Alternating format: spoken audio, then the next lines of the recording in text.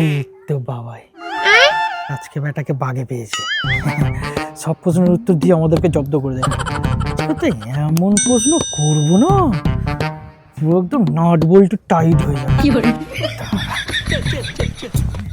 বাবাই, তোকে আজকের আমি একটা প্রশ্ন জিজ্ঞেস করবো, দেখি তুই কেমন উত্তর দিতে পারিস। তুমি তো জানোই বাবা, আমি উত্তর না দিতে পারলে কিরম ভাবে উত্তর বানাইনি।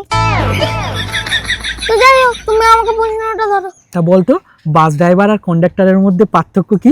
সিম্পল, কন্ডাক্টর ঘুমিয়ে গেলে কারোর টিকিট কাটা হবে না, কিন্তু বাবা যদি ড্রাইভার ঘুমিয়ে পড়ে তাহলে সবার টিকিট কাটা হয়ে যাবে।